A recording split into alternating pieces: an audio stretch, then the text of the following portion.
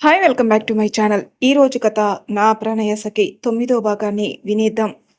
సురేష్ కుమార్ ఇంట్లో ఫోన్లో రౌడీ చెప్పిన మాటలు విన్న సురేష్ కుమార్కి కోపం కంట్రోల్ అవ్వడం లేదు. వెంటనే ఇంటికెళ్ళాడు. ఛాయా అని బిల్డింగ్ అంతా దద్దరిల్లేలా అరిచాడు. పనివాళ్ళతో సహా అందరూ ఉలిక్కిపడ్డారు ఆ కేకకి. ఛాయాదేవి ఏమైందో అని పరుగున వచ్చింది. అక్కడ కోపంగా ఉన్న సురేష్ని చూసి కొంచెం భయపడింది. ఏమైందన్నయ్యా అంది చిన్నగా అతని కోపాన్ని చూసి. ఆమె మాట పూర్తి కాకుండానే చెంప చెల్లుమనిపించాడు సురేష్. దెబ్బకి తల తిరిగిపోయింది ఛాయాదేవికి. అప్పుడే అక్కడికొచ్చిన నీరజ్ మామయ్య అన్నాడు గట్టిగా. ఎందుకు అమ్మని కొట్టావు అన్నాడు పడిపోతున్న ఛాయాదేవిని పట్టుకుని. ఏంట్రా ఏంటి చెప్పు, మామయ్య అని అరుస్తున్నావు? మీ అమ్మని కొట్టక ఏం చెయ్యాలి? చేతికొచ్చిన అవకాశాన్ని వదిలేసింది. ఇంకా నయం, ఒక దెబ్బతో ఆపేశాను, లేకపోతే చంపేసేవాణ్ణి అది చేసిన పనికి అన్నాడు కోపంగా. అంత తప్పు అమ్మ ఏం చేసింది అని ఇప్పుడు నువ్వు ఇలా అంటున్నావు అన్నాడు. ఏం చేసిందా? ఆ దేవిని హాస్పిటల్లో వదిలేసి వచ్చింది. అది ఇప్పుడు తప్పించుకుంది. ఆ దేవి కాని చిట్టి గాని దొరకకపోతే మనం అడుక్కోవడానికి కూడా పనికిరాం అన్నాడు. అది కాదు మావయ్య అని అంటుంటే నాకు విసుగ్గా ఉంది, ఇప్పుడు ఏం మాట్లాడుకో అన్నాడు సురేష్ ఫోన్ చూస్తూ. నీరజ్ వాళ్ళ అమ్మని గదిలోకి వెళ్ళమని చెప్పి అక్కడే కూర్చున్నాడు తను. సురేష్ పోలీసుల్లో తనకి ఫేవర్గా ఉండే వాళ్ళకి ఫోన్ చేసి విషయం పూర్తిగా చెప్పకుండా తనకి ఒక మనిషి కావాలి, హాస్పిటల్లో తన మనుషుల నుంచి తప్పించుకుందని చెప్పి ఎట్టి పరిస్థితుల్లోనూ ఆ మనిషి తనకి కావాలని చెప్పి పెట్టేస్తాడు. నీరజ్ తన మామయ్యని అడుగుతాడు ఏమైంది అని. నీరజ్ చిట్టి ఎక్కడుందో త్వరగా కనుక్కో, అలాగే ఆ పెళ్లి చేసుకున్నవాడు ఎవరో కనుక్కో అన్నాడు సురేష్. సరే మామయ్య, కానీ ఆ తాళి కట్టినవాడు మన వాళ్ళకి తెలియదు, అక్కడ మన మనుషులు వెతుకుతున్నారు అన్నాడు. ఆ మాటకి మళ్ళీ కోపం పెరిగిపోయింది సురేష్కి. కాస్త బుర్ర పెట్టి ఆలోచిస్తే తెలుస్తుంది ఎలాగాని. నీకు మీ అమ్మకి ఎంతసేపు డబ్బు మీద ధ్యాసే కాని మిగిలినవి పట్టించుకోరు, ఒక్క పని చేత కాదు, చిచి అని హైదరాబాద్లో ఉన్న ఇంకో పోలీస్కి ఫోన్ చేసి పెళ్లి రోజు డేట్ చెప్పి అప్పటి సీసీ ఫుటేజ్ కావాలని అడుగుతాడు. ఆ పోలీస్ సరే 1 గంటలో చూసి పంపిస్తానని ఫోన్ పెట్టేస్తాడు. ఈలోపు మనీషా విసురుగా ఇంటికొస్తుంది. తనని చూసి ఏమైంది బేబీ అన్నాడు సురేష్. డాడీ, ఆ నిఖిలేష్ నన్ను అవమానించాడు, ప్రేమిస్తున్నా పెళ్లి చేసుకుందామంటే పొమ్మన్నాడు. నీలాంటి దాన్ని నేను చేసుకోనని అనటమే కాకుండా నా కళ్ళ ముందే ఇంకో దాన్ని దగ్గరకు తీసుకుని తనే నా జీవితం అన్నాడు. వాడి ఎట్టి పరిస్థితుల్లో అయినా సరే నన్నే పెళ్లి చేసుకోవాలి అంతే. వాడి లైఫ్లో వైఫ్ ఉంది అంటే అది నేను మాత్రమే అవ్వాలి. ఇంకా ఎవరు ఉన్నా వచ్చినా ఊరుకోను. నువ్వు ఏం చేస్తావనేది నాకు తెలీదు. ఒక 2 రోజుల్లో వాడితో మ్యారేజ్ డేట్ ఫిక్స్ చేయించు అని పొగరుగా చెప్పింది. అది కాదు బేబీ, నేను వద్దు అన్నాడు. నీకెందుకు చెప్పు, వాడికన్నా ఇంకా గొప్పవాణ్ణి డబ్బున్నవాణ్ణి తీసుకుని వస్తానుగా అన్నాడు సురేష్ కుమార్. నో డాడ్, గొప్పవాడు అంటే ఏంటి డాడ్? వాళ్ళ నాన్న చనిపోయాక అతని బిజినెస్, ఇతని సొంత బిజినెస్ని కూడా చాలా తక్కువ టైంలో టాప్ ప్లేస్కి తీసుకుని. ఇప్పుడు ఒక ప్రాజెక్ట్ చేస్తున్నాడు, అది కంప్లీట్ అయితే బిజినెస్ ఫీల్డ్లో నెంబర్ 1 ప్లేస్కి వెళ్తాడు.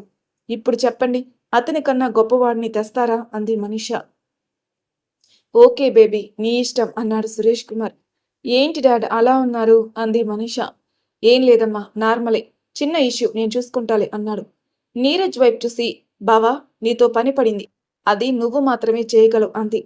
ఏంటో చెప్పు మనీషా, చేసేస్తా అన్నాడు నీరజ్. వాడు ఏ పని సవ్యంగా చేయడు, వీడు వీళ్ళమ్మ వల్లే ఇప్పుడు టెన్షన్స్ అన్నాడు సురేష్ కుమార్. ఏమైంది డాడ్ అంది మనీషా. సురేష్ కుమార్ అంతా చెప్పాడు. ఓకే డాడ్, మీరు సొల్యూషన్ చూశారుగా, పోనీలే వదిలేయండి అంది మనీషా.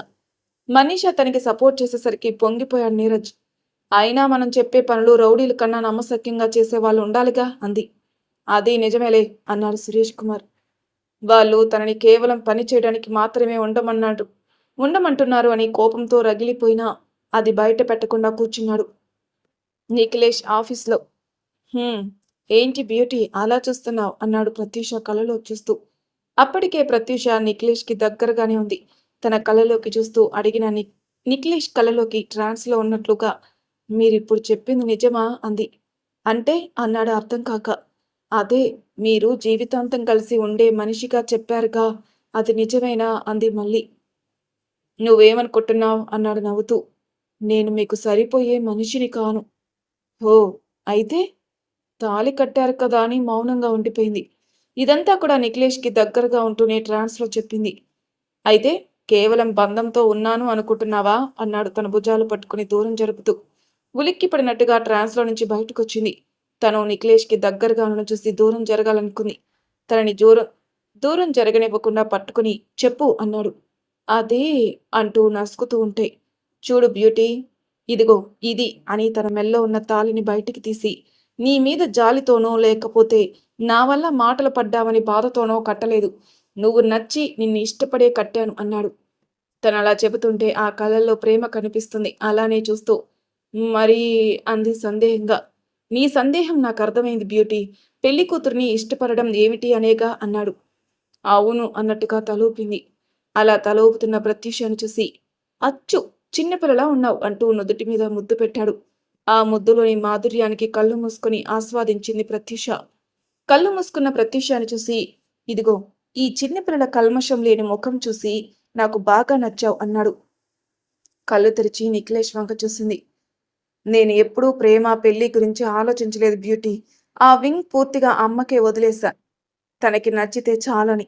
కానీ నిన్ను చూశాక మాత్రం మా అమ్మకి నువ్వే కోడలనుకున్నా. సగం పెళ్లి జరిగిన ఒక అమ్మాయిని చూసి ఇలాంటి ఆలోచన చేశానేంటి అని ముందు నా మీద నాకే కోపం వచ్చింది. నేను ఆ ఆలోచనలో ఉండంగానే నువ్వు డ్రెస్సు మార్చుకోవడం కోసం శారీ తీసేశావు. నిన్నెలా ఆపాలో తెలియక కంగారులో గట్టిగా పిలిచేశాను. కానీ నిన్ను పిలిస్తే నువ్వేమో అరిచేశావు. ఇంకా గోల చేస్తావేమోని నోరు ముద్దామని నీ పొజిషన్ చూడకుండా దగ్గరకు వచ్చేస్తాను అన్నాడు. ఆ రోజు చీర లేకుండా ఉన్న తనకి దగ్గరగా ఉన్న నిఖిలేష్ గుర్తుకు రాగాని సిగ్గుపడిపోయి తలదించుకుంది. అబ్బా బ్యూటీ, నువ్వలా సిగ్గుపడుతుంటే నువ్వు కాదు అన్నా ఒక పని చెయ్యాలి అనిపిస్తుంది అన్నాడు కొంటెగా నవ్వుతూ. ఆ అని బెదురుగా అతని వైపు చూస్తుంటే, ఇదిగో నేను చెయ్యాలి అనుకుంది ఇది మాత్రమే అని బుగ్గల మీద ఆదర సంతకం చేశాడు. నువ్విలా చూపులతో బాణాలు వేసేవు అనుకో, ఇంకా ఏదో చెయ్యాలి అనిపిస్తుంది అన్నాడు. అతని మాటలకి ఇంకా సిగ్గుపడిపోయి నిఖిలేష్ గుండెల్లో తలదాచుకుంది ప్రత్యూష. ఇదిగో ఈ స్పర్శ నువ్వు నాదానివి అని చెప్పింది. ఆ రోజు అందరూ ఉన్నారని నా చేతుల్లో నుంచి బయటికి రాలేక, అలాగే చీర లేకుండా ఇంకో మనిషికి దగ్గర ఉన్నా అనే భయంని, నీ అభిమానాన్ని కాపాడ్డానికే నాలో ఇంకా ఒదిగిపోయిన నిన్ను చూసి ఎంతటి అభిమానం గల మనిషివో అర్థమైంది.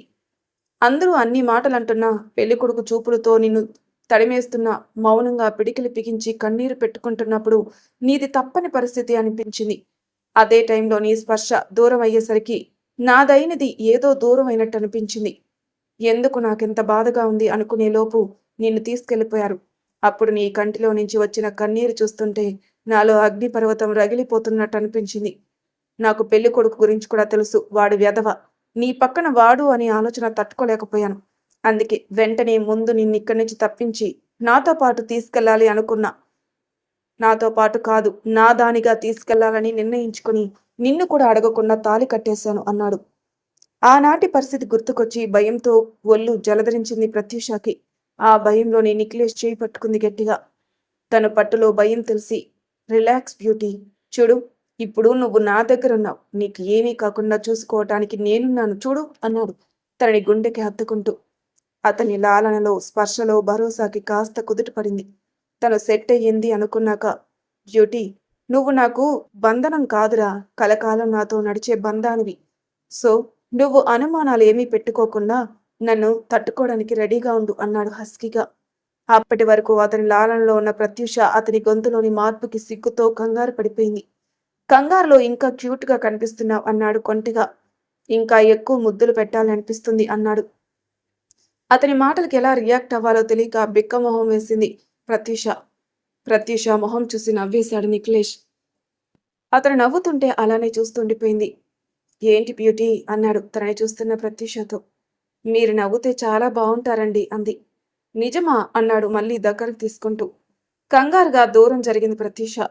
కంగారు పడుకు, ఏమీ చెయ్యండి. ఈరోజు నువ్వు ఇంటికి వెళ్ళిపో, నాకు కొంచెం పనుంది, లేట్ అవుతుంది అన్నాడు. సరే అంది ప్రత్యూష. ఆమె నుదుటి మీద చిన్నగా ముద్దు పెట్టి వెళ్ళు అని చెప్పి మేనేజర్కి ఫోన్ చేశాడు. మేనేజర్ రాగానే మేడంని పంపించి నాకు ఇప్పటి ప్రాజెక్ట్ డీటెయిల్స్ ఎంతవరకు అయ్యాయో తీసుకోండ్రా అన్నాడు. ప్రత్యూష వెళ్ళిపోయింది. నిఖిలేష్ ఆఫీస్ వర్క్లో బిజీ అయ్యాడు. అలా 1 గంట గడిచాక ధృవ దగ్గర నుంచి ఫోన్ వచ్చింది. సాయంత్రం 5 గంటలకి ఇంటికి రా, చాలా ముఖ్యమైన విషయం అని చెప్పి ఇంకో మాటకు అవకాశం లేకుండా ఫోన్ పెట్టేశాడు ధృవ. ఇదేంటి ఎప్పుడూ లేనిది అనుకుని తన వర్క్ స్టార్ట్ చేశాడు నిఖిలేష్ త్వరగా చెయ్యాలని. సురేష్ కుమార్ ఇంట్లో పోలీస్ సురేష్ కుమార్కి ఫోన్ చేసి, సారీ సార్, ఆ డేట్లో సీసీ ఫుటేజ్ మీరు చెప్పిన ఏరియాతో పాటు చుట్టుపక్కలున్న కొన్ని ఏరియా వరకు ఏసీపీ ధృవ గారు కలెక్ట్ చేసుకున్నారు అని తెలిసింది. ఎందుకు అనేది మాత్రం ఇంకా తెలియలేదు అని చెప్పి పెట్టేశాడు. ధృవకెందుకు అది అనుకుంటూ బుర్ర బద్దలు కొట్టుకొని ఆలోచించాడు కానీ అర్థం కాలేదు. నిఖిలేష్ ఇంట్లో లంచ్ తర్వాత వచ్చిన ప్రత్యూష కొంచెంసేపు కరుణ గారితో మాట్లాడి రెస్ట్ తీసుకోవడానికి వెళ్ళింది. సాయంత్రం లెగిసి కాస్త ఫ్రెష్ అయి స్నాక్స్ రెడీ చేస్తుండగా కరుణ గారు కూడా వచ్చారు. ఇద్దరూ మాట్లాడుకుంటూ చేశారు. వాళ్ళని అలానే చూస్తూ ఉంది మల్లీని చూసి ఏమైంది అలా చూస్తున్నావు అని అడిగారు కరుణ గారు. ప్రత్యూష కూడా చూస్తున్న అటువైపు. ఏమీ లేదమ్మా, ఈ అమ్మాయి గారు ఎవరా అని చూస్తున్నాను. ఎవరమ్మా అంది మళ్ళీ. నా కోడలు అని కరుణ గారు మేనకోడల్ని అని ప్రత్యూష చెప్పారు. అదేంటమ్మా, కోడలా మేనకోడలా అంది. కరుణ గారు ప్రత్యూష వైపు చూసి ఇప్పుడు మేనకోడలు తర్వాత కోడలవుతుంది అన్నారు. అమ్మాయి గారు సానా బాగున్నారు అంది మళ్ళీ. నవ్వేశారు కరుణ గారు ప్రత్యూష. ఈలోపు చెర్రీ కూడా కాలేజీ నుంచి వచ్చింది. ముగ్గురు హాల్లో కూర్చొని మాట్లాడుకుంటూ ఉండగా నిఖిలేష్ కూడా వచ్చాడు. తనని చూసి అదేంటి నాన్న లేట్ అవుతుందని చెప్పావంట ప్రత్యూష చెప్పింది అన్నారు. అవునమ్మా, కానీ ధృవ ఫోన్ చేసి ఏదో మాట్లాడాలి రమ్మన్నాడు, అందుకే వచ్చేసా అన్నాడు. సరే ఫ్రెష్ అయ్యిరా, స్నాక్స్ తిందు గాని అన్నారు. సరే అని రూమ్కి వెళ్ళాడు నిఖిలేష్. ఫ్రెష్ అయ్యి హాల్లో కూర్చునున్నారు అందరూ. ఈలోపు ధృవ దేవి గారిని తీసుకునొచ్చాడు. రావటమే బావా నీకో సర్ప్రైజ్ అని రండాంటీ అన్నాడు. దేవి గారు లోనకు రాగానే చూడు ఎవరిని తీసుకొనొచ్చాను అన్నాడు. తలుపు దగ్గరున్న దేవి గారిని చూసి అరుణా అని కరుణ గారు, అమ్మా అని ప్రత్యూష, పిన్ని అని నిఖిలేష్ ఒక్కసారిగా పిలిచారు. అంతే, అక్కడున్న అందరికీ షాక్ కొట్టినట్టు అలా ఉండిపోయారు. సురేష్ కుమార్ ఇంట్లో ధృవ సీసీ ఫుటేజ్ తీసుకున్నాడు అంటే నా మీద ఏమన్నా అనుమానం వచ్చిందా అనుకుని మళ్ళీ వెంటనే హైదరాబాద్లోని పోలీస్కి ఫోన్ చేసి ఏ ఏరియా వరకు ఫుటేజ్ తీసుకున్నదో కనుక్కున్నాడు. నా అనుమానం నిజమైతే ధృవ నిఖిలేష్ మనిషి అయ్యుండాలి అనుకుని ఇక నేను తొందరపడాలి, లేకపోతే నష్టపోతాను అనుకున్నాడు. వెంటనే నీరజ్ని పిలిచి ధృవ గురించి డీటెయిల్స్ అన్నీ కనుక్కోమన్నాడు. ఈ పని అయినా సవ్యంగా చెయ్యి, మిగతా వాటిలా కాకుండా పూర్తిగా చెయ్యి అన్నాడు. తనని అలా హేళనగా మాట్లాడుతుంటే కోపం వచ్చినా ఇది టైం కాదని సైలెంట్ అయి సరే మావయ్య అన్నాడు.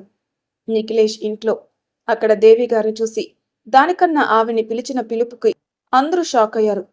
అసలు ఏంటిది అనుకుంటూ కాసేపు ఎవరూ మాట్లాడలేకపోయారు. ముందుగా తేరుకున్న ధృవ మాత్రం ప్రత్యూషాన్ని చూసి అమ్మనా అన్నాడు ఆశ్చర్యంగా. ధృవ పిలుపుకి తేరుకొని అవును అంటూ వెళ్ళి వాళ్ళమ్మని చుట్టేసింది ఏడుస్తూ. మిగిలిన వాళ్ళైతే ఇప్పుడు వీళ్ళ మధ్య సంబంధం ఏంటి, వరస ఏంటి అని బుర్రలు బద్దలు కొట్టుకుని ఆలోచిస్తున్నారు. నిఖిలేష్ కూడా ఒక్కసారిగా స్టన్ అయిపోయాడు. తను ఇష్టపడ్డ అమ్మాయి తనకి వరస కాదు కదా, అసలు ఎవరు ఊహించని బంధం, మరి ఆ తాళి కట్టిన బంధం ఎలా అని ఎవరికి వాళ్ళ ఆలోచనలో ఉండంగానే కరుణ గారు తేరుకొని అరుణ అని పిలిచారు. తన చుట్టుకుని ఏడుస్తున్న ప్రత్యూషను చూసి ఆవిడ కంట తడి పెట్టారు. కరుణ గారు పిలుపుకి అటు చూసి అక్క అంటూ వెళ్ళి ఆమెను చుట్టేశారు. అక్కనా అంటూ ప్రత్యూష వాళ్ళ దగ్గరికి వెళ్ళింది అయోమయంగా. అమ్మా, అత్తమ్మని అక్క అంటున్నావేంటి అంది. అందరూ కూడా ఏం జరుగుతుందో అర్థం కాక అలా కూర్చున్నారు. అవును చిట్టి, తిను మా అక్క అన్నారు దేవి గారు. అవును, నువ్వు అత్తమ్మ అంటున్నావు, అసలు ఇక్కడ ఉన్నావేంటి అన్నారు దేవి గారు. నిఖిలేష్ మాత్రం ఏం మాట్లాడాలో అర్థం కాక అలా ఉండిపోయాడు. ఎవరిని చూసినా స్పందించని నా మనసు నిన్ను చూసి నా తోడివి నువ్వని చెప్పింది. మనసులో కలిపిన బంధం పవిత్రమైనదే, అది ఎప్పుడూ అంతే పవిత్రంగా ఉంటుంది, కానీ అపహేళనకి గురి అవ్వదని నా నమ్మకం అని మనసులో అనుకుని ఏం జరుగుతుందో అని చూస్తున్నాడు. కరుణ గారు అప్పటి వరకు చెల్లిని చూసిన ఆనందంలో ఈ విషయమే మర్చిపోయారు. అరుణ ప్రత్యూష నీ కూతురా, ఎంత అనర్థం జరిగిపోయింది అంటూ సోఫాలో కూర్చుండిపోయారు కరుణ గారు. ఏమైందక్క, అనర్థం ఏంటి అని అరుణ గారు కూడా ఆవిడ దగ్గరికి వెళ్లారు ఆతృతగా. కరుణ గారికి ఎలా చెప్పాలో అర్థం కాలేదు. అన్నా చెల్లెల వరుస భార్యాభర్త బంధంగా మారింది ఏంటి స్వామి అని మదన పడిపోతున్నారు. తారా అయితే తను ఇప్పుడు ఏమవుతుంది, నాకు వదిననా లేక అక్కనా, అసలు ఇది ఎలా తెలుసుకోవాలి అనుకుంటుంది మనసులో. అందరి ఆలోచనలు భంగం కలిగిస్తూ ప్రత్యూషాని పెళ్లి చేసుకుంది నిఖిలేష్, కరుణ ఆంటీ వాళ్ళ అబ్బాయి అన్నాడు ధృవ. వెంటనే అరుణ గారు ఏంటి అని పైకి లేచి ప్రత్యూష దగ్గరకొచ్చి నా చిట్టి తల్లిని పెళ్లి చేసుకుంది నా అక్క కొడుక, ఎంత మంచి మాట చెప్పావు. ఇక నా చిట్టి తల్లి గురించి నాకు భయం లేదు, నేను ఏమైనా బాధలేదు. నాకు తెలుసు మా అక్క నిన్ను కూతురులా చూసుకుంటుంది, ఆ నమ్మకం నాకుంది అని ఎమోషనల్గా చెప్పారు ప్రత్యూషాన్ని పట్టుకొని. ఆవిడలా యాంగ్జైటీ ఫీల్ అయ్యేసరికి ఆరోగ్యం బాలేని మనిషి అవ్వడంతో కళ్ళు తిరిగి పడిపోయారు. వెంటనే ధ్రువ అలర్ట్ అయి అరుణ గారిని సోఫాలో పడుకోబెట్టాడు. ఈలోపు తార వెళ్లి మంచినీళ్ళు తీసుకునొచ్చింది. ప్రత్యూష అరుణ గారి తలని ఒళ్ళో పెట్టుకుని బుగ్గల మీద తట్టింది. మొహం మీద కొంచెం నీళ్లు చల్లంగానే కొంచెం తెప్పరిల్లారు అరుణ గారు. నిఖిలేష్ డాక్టర్కి ఫోన్ చేసి ఇంటికి రమ్మని చెప్పాడు. అరుణ గారు తేరుకున్నాక అమ్మా అంటూ ఏడ్చేసింది ప్రత్యూష ఆమెని పట్టుకొని. ఈలోపు తారా వెళ్లి అందరికీ జ్యూస్ తీసుకునొచ్చింది. ప్రత్యూష వీపు మీద నిమురుతూ, ఎందుకు చిట్టి ఇంకా ఏడుస్తున్నావు? నీకు కష్టాలు తీరిపోయాయి, ఇంకా ఏడవకు అని ఊరుకోబెడుతున్నారు. ఇక కరుణ గారి ముందుగా ఆలోచన నుంచి తేరుకొని, అరుణ, నువ్వు ఆనందపడే విషయం కాదు, ఒక్కసారి స్పృహలోకి రా అన్నారు గట్టిగా. అయ్యో అక్క, నేను పూర్తి స్పృహలో ఉండే చెప్తున్నాను అన్నారు అరుణ గారు. నీ కూతురు నా కొడుక్కి చెల్లి అవుతుంది, అది తెలుస్తుందా నీకు? ఇప్పుడు ఏం చేయాలనేది అర్థం కావడం లేదు. అన్న చెల్లెలికి పెళ్ళి అని అంటుండగాని, నా కూతురు చెల్లి అవుతుంది కానీ నా చిట్టి కాదక్క అన్నారు అరుణ గారు. ప్రత్యూష, నిఖిలేష్, ధ్రువ ఏం అర్థం కాకుండా చూస్తున్నారు. ఏమంటున్నావు అరుణ అన్నారు కరుణ గారు. అవునక్క అని ప్రత్యూష తల మీద చెయ్యి వేసి నిమురుతూ, ఇది నా కూతురు కాదు, కానీ కూతురు కన్నా ఎక్కువగా ప్రాణంగా పెంచుకున్నాను అన్నారు అరుణ గారు. నమ్మలేనట్టు అమ్మా అంది ప్రత్యూష. అవును చిట్టి, నువ్వు నా కూతుర్ని కాదు, మీ అమ్మ చనిపోయింది. కాదు కాదు, చంపేశారు. నా కళ్ళ ముందే నిన్ను మాత్రమే కాపాడుకోగలిగాను అన్నారు అరుణ గారు ఏడుస్తూ. తారా జ్యూస్ తీసుకునొచ్చింది, అందరికీ ఇచ్చింది. అరుణ గారు కూడా తీసుకున్నారు. ప్రత్యూష మాత్రం చలనం లేకుండా ఉండిపోయింది. వదినా అంటూ పిలిచింది తార, కానీ పలకలేదు. అందరూ పిలుస్తున్నా పలకలేదు. బాగా షాక్లో ఉందని అర్థమైంది. వెంటనే నిఖిలేష్ లెగిసి, బ్యూటీ ఇటు చూడు, ఒక్కసారి ఇటు చూడు అన్నాడు. నా వైపు చూడు, నీకు మేమంతా ఉన్నాం చూడు అన్నాడు, కానీ పలకలేదు. అందరి వైపు ఒక్కసారిగా చూసి ప్రత్యూషాన్ని గట్టిగా కౌగిలించుకున్నాడు. చూడు బ్యూటీ, నా మాట విను, ఒక్కసారి నా మాట వినరా అన్నాడు. అతని స్పర్శకి స్పృహలోకొచ్చిన నిఖిలేష్ చుట్టూ చేతులు వేసి, నాకేం అర్థం కావడం లేదండి, అమ్మ చెప్పింది ఏం అర్థం కావడం లేదు. అమ్మ నాకు అమ్మని కాదు అంటుంది, అమ్మని చంపేశారంటుంది, నాకేం అర్థం కావడం లేదు అంది వెక్కుతూ. వాళ్ళని అలా చూసి వాళ్ళు చాలా సంతోషించారు వారిద్దరు బాండింగ్కి. నిఖిలేష్ ప్రత్యూషాని ఊరుకోబెడుతూ, చూడు, నీ పక్కన నేనున్నాను కదా, అస్సలు భయపడకు, బాధపడకు, ఏం జరిగిందో తెలుసుకుందాం. ప్లీజ్ బ్యూటీ, నీ కంటిలో నీళ్లు చూస్తే నాకు గుండెల్లో లావా పొంగినట్టుంటుంది, ఏడవద్దురా అన్నాడు కన్నీళ్లు తుడుస్తూ. అప్పటికే కొంచెం స్థిమితపడింది ప్రత్యూష. తారా ఇచ్చిన జ్యూస్ తీసుకుని, చూడు ఎలా అయిపోయావు, కొంచెం తాగు అని పట్టించాడు. మాట్లాడకుండా తాగేసింది. ప్రత్యూష తాగేసరికి రిలాక్స్ అయ్యాడు నిఖిలేష్. తల ఎత్తి చూసేసరికి అందరూ వీళ్ళిద్దరినీ చూస్తున్నారు. ప్రత్యూష ఏమో నిఖిలేష్ చేతిని చుట్టుకొని భుజం మీద తలవాల్చి ఆలోచిస్తుంది. అదే అదే అంటూ అంటూ ఉంటే, ఏది అన్నారు కరుణ గారు. అబ్బా అమ్మా, దొరికాను కదా అని మోసేయకు అన్నాడు. అసలు విషయం తెలియాల్సి ఉండి ఇంకా అన్నాడు. అవును కదా అని అసలేం జరిగిందో చెప్పారనా అన్నారు. అమ్మా అనుకున్నాడు నిఖిలేష్. ఆలోచనలో ఉన్న ప్రత్యూష, మా అమ్మ ఎవరు అని మనసులో అనుకున్నట్టు పైకనింది. నా ఆడపడుచు కూతురు అక్క ప్రత్యూష, అంటే నాకు మేనకోడలు అన్నారు అరుణ గారు. ఆ మాటకి తల తిప్పి అరుణ గారిని చూసింది ప్రత్యూష. మరి నీ బిడ్డెక్కడా అన్నారు కరుణ గారు. లేడక్క, నన్ను ఇక్కడ వదిలేసి వాళ్ళ నాన్న దగ్గరికి వెళ్ళిపోయాడు, ఆయనకి తోడుగా అన్నారు కరుణ గారు కన్నీళ్లతో. అరుణ అంటూ ఆవిడ్ని దగ్గరకు తీసుకుని ఓదార్చారు కరుణ గారు. ఆంటీ, అసలు ఏం జరిగిందో చెప్పండి, నేను చూసుకుంటాను అన్నాడు ధ్రువ. నా భర్త పేరు సత్యానంద్, అతని చెల్లెలు ప్రసన్న భర్త పేరే సురేష్ కుమార్, వాళ్ళ బిడ్డే ఈ ప్రత్యూష అన్నారు అరుణ గారు. మరి తర్వాయి భాగంలో ఏం జరుగుతుందో నెక్స్ట్ ఎపిసోడ్ తెలుస్తుంది. అంతవరకు నా ఛానల్ని సబ్స్క్రైబ్ చేయని వాళ్ళు ప్లీజ్ సబ్స్క్రైబ్ చేసుకోండి, లైక్ చేసి షేర్ చేయండి, మీ అభిప్రాయాలు నాకు కామెంట్ రూపంలో తెలియజేయండి. Thank you for listening.